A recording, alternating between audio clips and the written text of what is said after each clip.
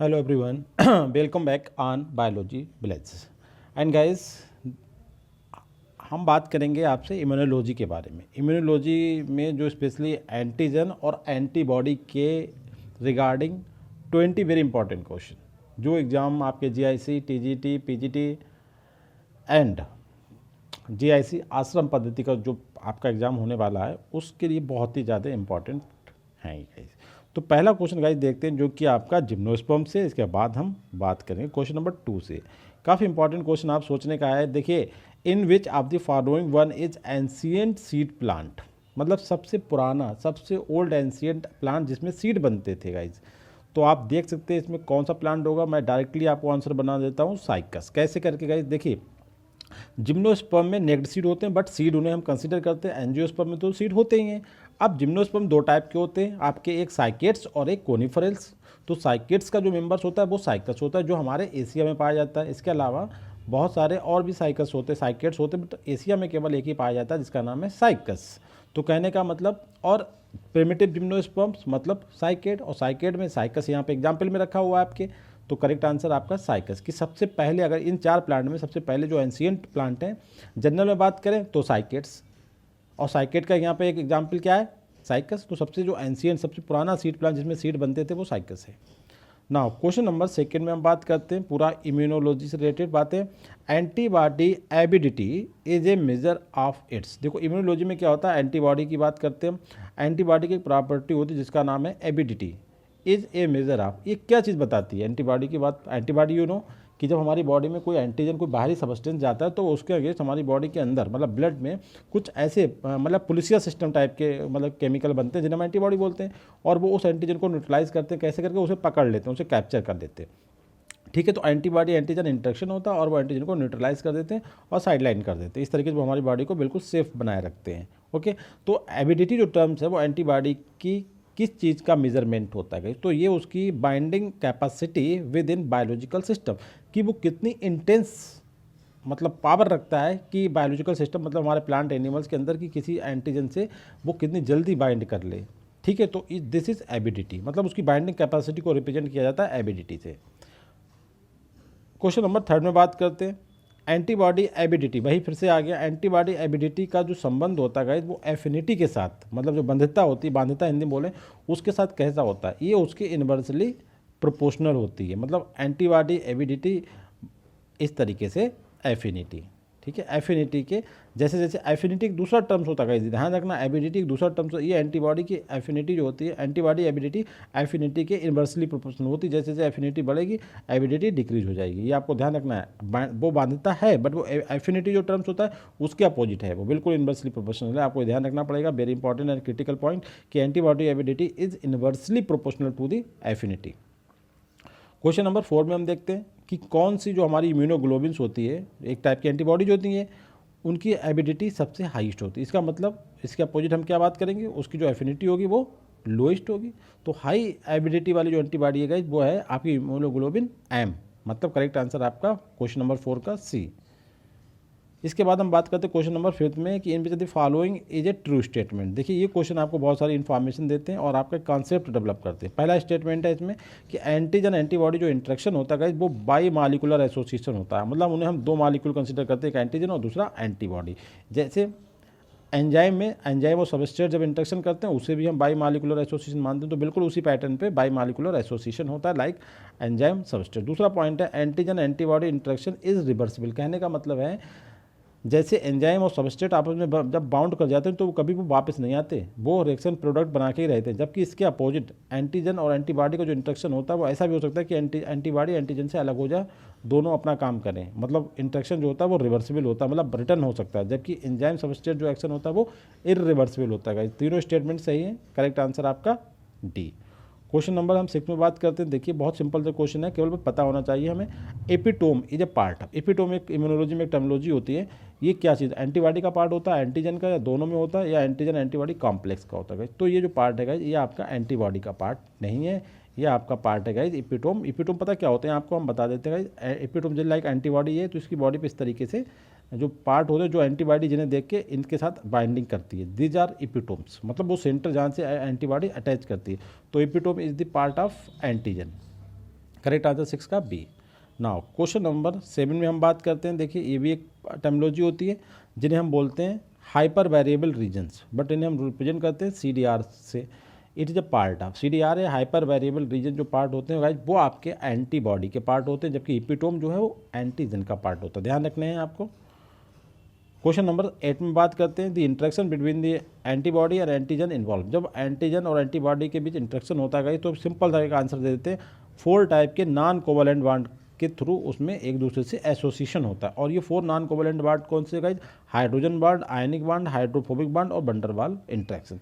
तो आपको 4 बॉन्ड ध्यान रखने। तो करेक्ट आंसर यहाँ कौन सा हो गया? ई। जब एंटीबॉडी और एंटीजन एक दूसरे से एसोसिएट होते हैं तो कोवलेंट बॉन्ड का इस्तेमाल किया जाता है। कोवलेंट बॉन्ड बनते हैं। कौन कौन से कोवलेंट बॉन्ड होते हैं? ये हाइड्रोजन, आयनिक, हाइड्रोफोबिक और वंडरवाल जो इंटरेक्शन होते हैं वो सब आपके नॉन कोवलेंट बॉन्ड में काउंट किए जाते हैं। ठीक है। इसके बाद क्वेश्चन नंबर 9 में बात करते हैं स्पेसिफिसिटी, मतलब वो स्पेसिफिक क्वालिटी जो होती है ना, कि सबसे ना करके केवल कुछ लोगों के साथ इंटरेक्शन डेवलप करना। Specificity of the antibody antigen interaction lead to the development of immunological assay which can be used in. देखो एक जब हम ऐसे का मतलब होता है इस तरीके के हमारे कुछ प्रोसीजर जो हमारे बहुत सारे डिजीज़ या दूसरे कामों में इस्तेमाल किए जाते हैं। तो इन प्रोसीजर्स में क्या होता है, जो एंटीजन और एंटीबॉडी का इंटरेक्शन का इस्तेमाल किया जाता है। तो कह रहा है कि जो और एंटीबॉडी कुछ स्पेसिफिक एंटीजन को ही किल करती हैं। एक जो इनकी स्पेसिफिक क्वालिटी है कि मतलब स्पेसिफिक एक क्वालिटी होती है स्पेसिफिसिटी। तो specificity of antigen antibody interaction ये इस्तेमाल करी जाती है डेवलपमेंट ऑफ इम्यूनोलॉजिकल एसेस। अब उन इम्यूनोलॉजिकल एसे कहाँ पे यूज करे जाते हैं? जहाँ पे स्पेसिफिकली एंटीजन और एंटीबॉडी की स्पेसिफिसिटी का इस्तेमाल करके हम कुछ प्रोसीजर कुछ तरीके बनाते हैं। उन तरीकों का इस्तेमाल, उन अप्रोचेस का इस्तेमाल या उन टूल्स का इस्तेमाल हम करते हैं डिजीज डायग्नोसिस में। ध्यान रखना है केवल स्पेसिफिक क्वालिटी जब इस्तेमाल हो रही है तो हम डिजीज डायग्नोसिस में कर सकते हैं। उनका आइडेंटिफाइंग मॉलिक्यूल्स ऑफ बायोलॉजिकल और मेडिकल इंटरेस्ट के जो मॉलिक्यूल्स होते हैं उन्हें आइडेंटिफिकेशन में मदद करते हैं। इस तरीके के जो हमारे प्रोसीजर्स हैं। इसके अलावा monitoring the level of humoral immune response जब हमारी बॉडी में होता है, सोता वाला अपने आप से जो होता है उसकी मॉनिटरिंग करने में इस तरीके के एसिड कि आपकी बॉडी में ह्यूमरल इम्यून रिस्पॉन्स जो है वो आ भी रहा है नहीं आ रहा है। इसके अलावा detection of presence of antigen antibody को किसी हम उसमें सर्च कर सकते हैं, उनका डिटेक्ट कर सकते हैं। तो ये वाला पॉइंट भी आपका करेक्ट है। इस तरीके से जो एप्लीकेशन समझ लीजिए ये एप्लीकेशन हैं किसके? इम्यूनोलॉजिकल एसिड जो होते हैं उनके एप्लीकेशन से कहाँ कहाँ पर इस्तेमाल करे जाते हैं। तो आपका डिजीज डायग्नोसिस में आइडेंटिफाइंग द बायोलॉजिकल मॉलिक्यूल्स और medical interest, monitoring the level of humoral immune response, detection of presence of antibody और एंटीजन। तो करेक्ट आंसर आपका होता है ई। लास्ट सभी ऑप्शन ठीक है यहाँ पे। Now clinical uses of monoclonal antibody. देखिए मोनोक्लोनल एंटीबॉडी को हम क्या बोलते हैं? MCB। और जब ये एंजाइम के फॉर्म में बात करते हैं तो इन्हें हम बोलते हैं एपजाइम्स, मतलब एंजाइम की तरह। इनके अंदर दोनों बॉडियों के तो इम्यूनोग्लोबिन तो होते ही हैं डिफेंस में। दूसरा इनकी कैटालिटिक पावर को देखते हुए इन्हें हम एंजाइम भी मानते हैं। उन्हें उन एंजाइम को हम क्या बोलते हैं गाइज? उन्हें हम बोलते हैं एपजाइम, ABZYM एपजाइम। अब यहाँ पर पॉइंट ये है कि क्लिनिकल एप्लीकेशंस या clinical uses of the monoclonal antibody includes कौन कौन से हैं? प्रेगनेंसी में होता है इनका इस्तेमाल, डिटेक्शन ऑफ अर्ली मेटास्टेटिक जो ट्यूमर्स बन जाते हैं उनमें उन्हें डिटेक्ट करने में होता है। इसके अलावा blood levels of various drugs जो हमारी बॉडी में होती है, नहीं किसी नशा कोई करते हैं तो उनके लेवल हम जब मेडिकल टेस्ट होते हैं तो पर्टिकुलर हम ये देखते हैं उनके ब्लड में उस मेडिसिन या उस ड्रग की कंसंट्रेशन क्या है। तो measuring the blood level of various drugs. इसके अलावा जो जब हम ट्रांसप्लांटेशन करते हैं तो हम दोनों, एक डोनर होता है और एक रेसिपिएंट होता है, तो उनके बीच हिस्टोकम्पेटिबिलिटी को मैचिंग करने में मोनोक्लोनल का बॉडी का एंटीबॉडी का यूज़ किया जाता है। तो ये भी एप्लीकेशन से मोनोक्लोनल एंटीबॉडी के इन क्लिनिकल या मेडिकल साइंस में। तो करेक्ट आंसर आपका ये। अब हम बात करते हैं क्वेश्चन नंबर 11 में दी मोनोक्लोनल एंटीबॉडी। काफ़ी इंपॉर्टेंट क्वेश्चन है, जैसे क्वेश्चन एग्जाम में बहुत रहते हैं, एकदम क्षणिक क्वेश्चन है। एक ही सिंपल सा कि मोनोक्लोनल एंटीबॉडी जो हमारी मोनोक्लोनल इमेजिंग टेक्निक में मदद करती हैं, ये टेक्निक है जिसमें ये आपकी मोनोक्लोनल एंटीबॉडी यूज़ होती है specially in detection of breast cancer को डिटेक्ट करने में आफ्टर लेबलिंग भी। तो कौन से के मतलब न्यूट्रिएंट या कौन से हमारे मिनरल के साथ उन्हें पहले लेबल किया जाता है मोनोक्लोनल एंटीबॉडी को, और फिर वो ब्रेस्ट कैंसर को डिटेक्ट करने में मदद करती है। तो गाइस ब्रेस्ट कैंसर को डिटेक्ट करने में मोनोक्लोनल एंटीबॉडी को हम आयोडीन 131 के साथ लेबलिंग करते हैं, तब ये उस काम के लिए डेडिकेट हो पाती है। करेक्ट आंसर आपका अभी। क्वेश्चन नंबर 12 में बात करते हैं, एक न्यू टर्म्स होता है इम्यूनोटॉक्सिन। ये भी आपका इम्यूनोलॉजी का टर्म्स है। इम्यूनोटॉक्सिन के बारे में कौन सी बात सही है? पहला पॉइंट है कि जो इम्यूनोटॉक्सिन होती हैं वो हाईली साइटोटॉक्सिक, साइटोटॉक्सिक का मतलब सेल को किल कर सकती हैं, पूरे सेल को किल कर सकती हैं। दूसरा पॉइंट है कि जो इम्यूनोटॉक्सिन होती है produced by conjugating of N antibody with highly toxic agent, usually ये प्रोटीन। ठीक है। ये जब एंटीबॉडी एक हाईली टॉक्सिक एजेंट या हाईली टॉक्सिक जो कि प्रोटीन हो सकती है उसके साथ बाइंड करता तब ये इम्यूनोटॉक्सिन बनती है, ठीक है। इम्यूनोटॉक्सिन का मतलब ये बनती हैं जब एक एंटीबॉडी कॉन्जुगेट करती जुड़ती है किसके साथ, बहुत ही टॉक्सिक एंटीजन के साथ, तब आपका बनता है इम्यूनोटॉक्सिन्स। थर्ड पॉइंट है कि they are potentially valuable therapeutic agent, और ये हमारे बहुत ही ज़्यादा इंपॉर्टेंट वैल्यूएबल थेराप्यूटिक मतलब ट्रीटमेंट में यूज होने वाले रिजेंट भी हैं।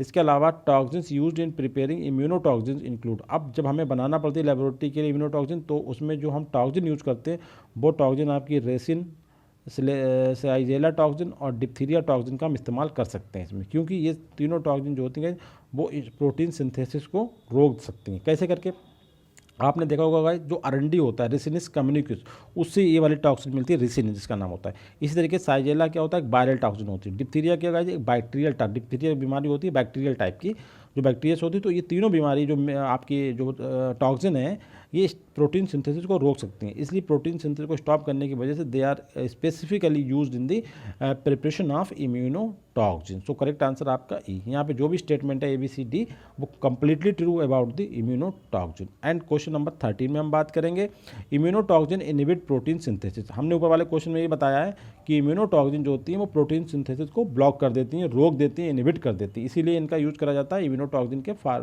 इम्यूनोटॉक्सिन बनाने में। जो हमने टॉक्सिन बताई थी आपको 3 अभी। अब पॉइंट ये आता है कि इम्यूनोटॉक्सिन प्रोटीन सिंथेसिस को इनहिबिट तो करती है, पर कैसे करती है, हाँ कौन प्रोटीन के को रोकने के, प्रोटीन की प्रोसेस को इनहिबिट करने के बहुत सारे पॉइंट्स होते हैं।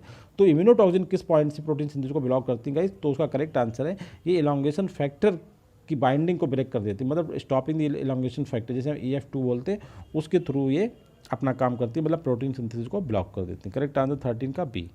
क्वेश्चन नंबर आपका 14 में हम बात करते हैं। जैसे आपने देखा होगा जो एंजाइम्स होता है और जब एंटीबॉडी या मोनोक्लोनल एंटीबॉडी जब एंजाइम का काम करती है तो उन्हें हम क्या बोलते हैं, एंजाइम बोलते हैं। अब पॉइंट ये आता है कि जो एंजाइम होते हैं क्या बिल्कुल एंजाइम की तरह होते हैं, मतलब इनके बीच में क्या सिमिलरिटी होती है, तो हम आपको 3 सिमिलरिटी बता रहे हैं जो एंजाइम और नॉर्मल एंजाइम में बिल्कुल सेम होती है। पहला पॉइंट क्या है कि दोनों के अंदर वीक और नॉन कोवेलेंट इंटरेक्शन बनाते हैं, दोनों वीक और नॉन कोवेलेंट इंटरेक्शन, मतलब वही जो 4 आपको बताए।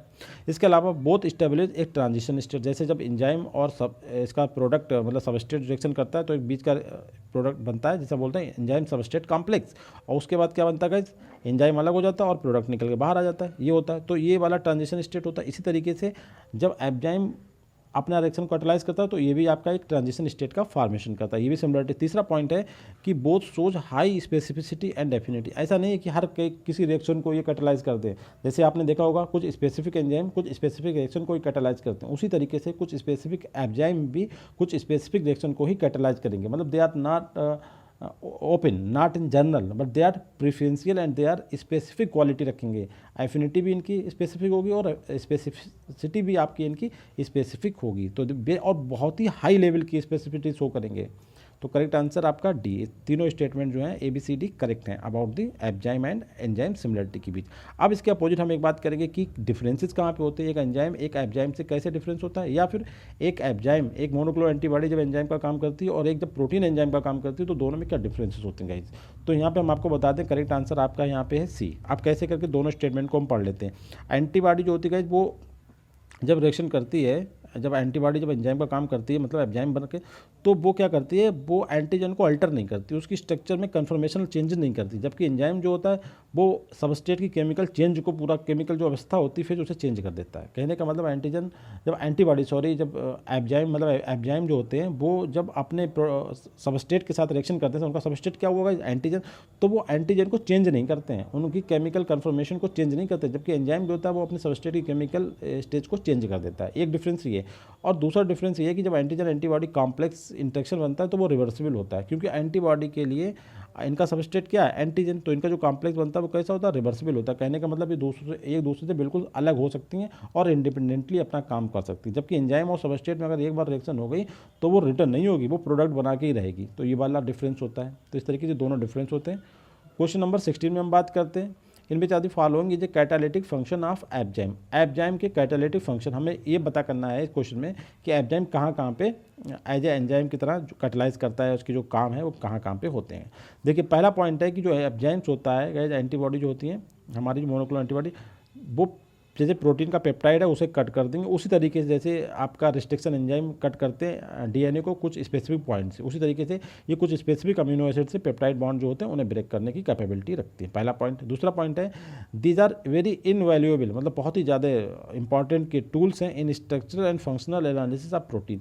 ये बहुत ज़्यादा मदद करते हैं जब हम इस प्रोटीन की स्ट्रक्चरल और फंक्शनल एनालिसिस करते हैं। इसके बाद थर्ड स्टेटमेंट है ability to dissolve blood clots protein at specific site. कहीं पर प्रोटीन अगर डिपॉजिट्स हो गई उसे ब्लॉक कर देंगे, स्पेशली जो हमारा ब्लड क्लाट्स हो जाते हैं हमारी आर्टरीज में, जो हमारी सीबीडी होती है, कार्डियोवैस्कुलर डिजीज, जो हार्ट प्रॉब्लम्स होती हैं आर्टरीज में, उसमें ब्लड क्लाट को डिजॉल्व करने के में कैपेबल है। इसके अलावा ये वायरल का जो डीएनए होता है उसे भी ब्लॉक कर देगी, मतलब उसे कट कर देगी। क्लीव करने का मतलब तोड़ना, मतलब अगर वायरल ने हमें इन्फेक्ट करा इसका मतलब उन्होंने क्या करा, हमारी टॉक्सिन हमारी बॉडी में डाल दिया, मतलब अपना डीएनए। और आपको पता है वायरल का जो पार्ट है डीएनए या प्रोटीन, क्योंकि वायरल का जो इन्फेक्टिव पार्ट है वो उसका डीएनए है, डीएनए नहीं है, उसका प्रोटीन है, मतलब कैप्सिड है जो उसका बाहर का जो पार्ट है, तो ये प्रोटीन होती है वो, प्रोटीन को ये क्लिप कर सकती है, तोड़ सकती है वायरल प्रोटीन को। इसका मतलब क्या है, ये वायरल की इन्फेक्टिविटी को ब्लॉक कर सकती है, वायरल के इन्फेक्शन को रोक सकती है। तो ये भी इसका इंपॉर्टेंट पॉइंट है गाइस। तो आप देख सकते हैं, तो करेक्ट आंसर आपका ई होता है, लास्ट ऑप्शन। सभी पॉइंट इसके सही है। क्वेश्चन नंबर 17 में बात करते हैं in antibody the light and heavy chain linked by. देखिए एक एंटीबॉडी का जब आपने डायग्राम देखा होगा जिस तरीके से हम बनाते हैं एंटीबॉडी इस तरीके से, तो उसमें हम देखो चेन्स होती है लाइक दैट, तो ये लाइट चेन होती है, हैवी चेन्स होती है इस तरीके से चार चार। तो एक दूसरे जो इनकी बाइंडिंग होती है वो कौन से बांड से होती है, आयनिक बांड होते हैं, डाइसल्फाइड बांड्स होते हैं बोथ, या फास्फोडाइस्टर बांड्स होते हैं गाइस। तो ये बांड जो होते हैं गाइस आपके डाइसल्फाइड बॉन्ड के थ्रू लाइट और हैवी चेन्स एक दूसरे से जुड़ी होती है इन एंटीबॉडी में। क्वेश्चन नंबर 18 में हम बात करते हैं, देखिए जैसे हमने ऊपर बात करी थी उसी तरीके टर्म होता है एक आइसोटाइप, जैसे हमने आगे आपसे बात करा ना था CDRS ना, उसी तरीके से एक पॉइंट होता है आइसोटाइप। इसका संबंध किससे होता है, एंटीजन से होता है, एंटीबॉडी से होता है, दोनों से होता है, नन ऑफ दी। भाई तो आइसोटाइप का जो संबंध होता है वो आपका होता है एंटी बॉडी से, ठीक है। करेक्ट आंसर आपका बी, ध्यान रखना एंटीबॉडी से होता है। क्वेश्चन नंबर 19 में हम बात करें, देखिए इसमें भी बहुत सिंपल सा हमने क्वेश्चन पूछा है इन इम्यूनोलॉजी हाइपर वेरिएबल रीजन, जिन्हें हमने पहले भी क्वेश्चन पूछा है कि CDR बोला जाता है। तो CDR का फुल फॉर्म क्या है, सिंपल सा आंसर, CDR क्या होता है। CDR का मतलब होता है कॉम्प्लीमेंट्री डिटर्मिनिंग रीजन्स, जो आपके एंटीबॉडी पे होते हैं, आपको ध्यान रखना है कहाँ होते हैं, एंटीबॉडी पे होते हैं। और CDR का मतलब होता है कॉम्प्लीमेंट्री डिटर्मिनिंग रीजन, ना कि कंप्लीट ना कंटेम्पोरेरी, सिंपल सा complementary determining regions. And last question guys of this series कि which property of the antibody make the immuno electron microscopy. देखो एक सिंपल सा पहले सुनो, हमारे बहुत सारे टूल्स होते हैं, इम्यूनोलॉजिकल टेक्निक्स होती है, जिसमें आपका एक टेक्निक है इम्यूनो इलेक्ट्रॉन माइक्रोस्कोपी। इस टेक्निक इस इंस्ट्रूमेंट में हम यूज़ क्या करते हैं, एंटीबॉडी। अब क्वेश्चन में क्या पूछा गया कि which property of the antibody make immuno electron microscopy को और powerful tool for visualising the specific intracellular tissues component, कि इम्यूनो इलेक्ट्रॉन माइक्रोस्कोपी में एंटीबॉडी की ऐसी कौन सी प्रॉपर्टी का यूज़ करते हैं कि जिससे वो बहुत पावरफुल टेक्निक बन जाती है to visualise the specific intracellular tissues component, cell के अंदर जो पार्ट्स होते हैं उन्हें भी देखने के में सक्षम हो जाती है। तो एंटीबॉडी इस्तेमाल करी जाती है इसमें एज ए पार्ट कॉन्स्टिट्यूट। तो उसके बाद एंटीबॉडी की ऐसी कौन सी क्वालिटी जब इम्यूनो इलेक्ट्रॉन माइक्रोस्कोपी में यूज़ होती है और वो आपका टिश्यूज़ के अंदर इंटरसेलुलर टिश्यूज़ को कंपोनेंट को भी देख सकती है। तो करेक्ट आंसर आपका है बी, स्पेसिफिसिटी जो क्वालिटी होती है एंटीबॉडी की उसका इस्तेमाल करके ऐसा किया जा सकता है। And guys finally I request to all subscribe, like and share my YouTube channel biology village. Thank you very much guys.